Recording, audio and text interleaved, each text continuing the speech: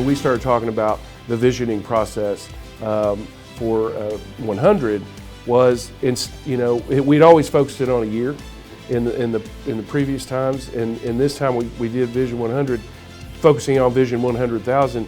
And what's important about 100,000 people is that's no kidding a big deal.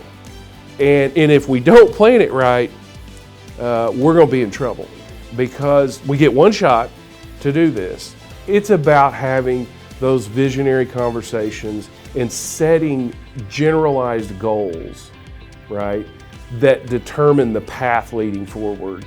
You need that collaboration between older generations that have been here from the beginning of when we started to see the growth. You need those community leaders, but you also need to start seeking input from younger generations. You can't really do all those things without the mix of a new way of thinking and also what has worked in the past and what hasn't.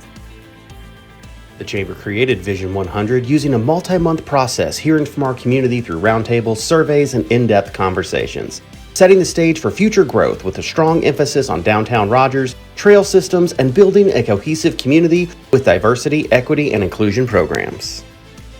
DEI initiatives are obviously important because it gives people and businesses that normally don't have a seat at the table per se, a platform and a voice to kind of connect to the rest of the community. Downtown Rogers, at first glance, has its automatic appeal that most people love, and it's not hard to see why. It doesn't take much to see once you start having conversations with other business owners or residents here that there's a lot more to it, that there is this wonderful community, that there is a great network of other business owners, small and large, and that there is things like the Chamber, things like Visit Rogers, things like the city and the planning and the development that's going on, the infrastructure behind everything that is just supporting all of Rogers. And there is a plan and there is growth and there's so much happening. And it's just different from what is going on in some of the other cities.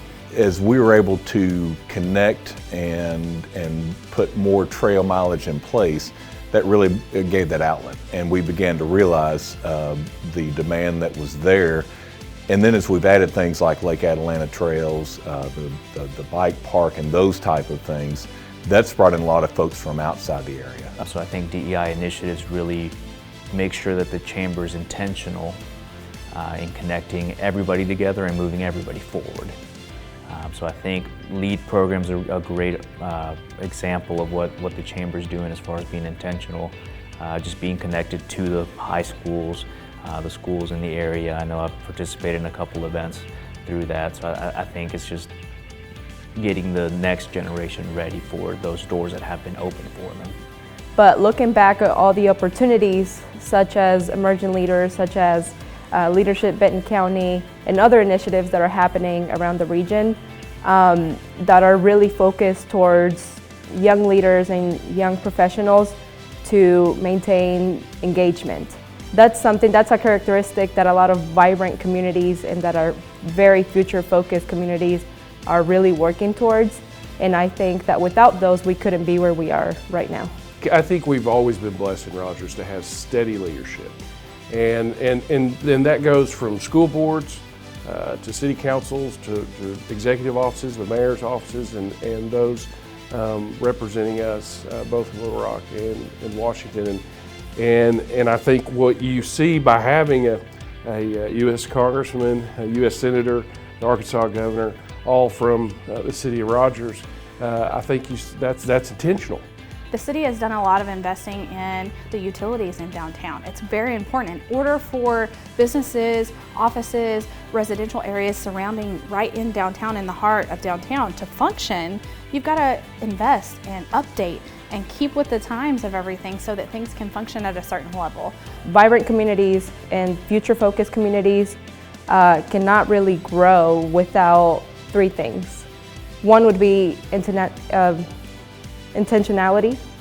The other one would be collaborations between business and cultural organizations. And then you also need the support from your community leaders.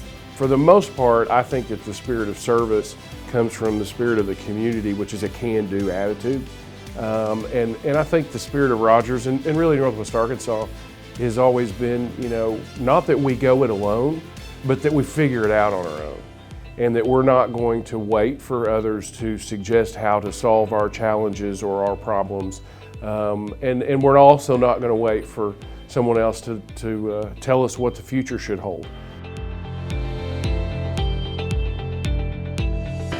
Ladies and gentlemen, please welcome Eric Pianalto, former chairman of the board and president of Mercy Hospital, Northwest Arkansas.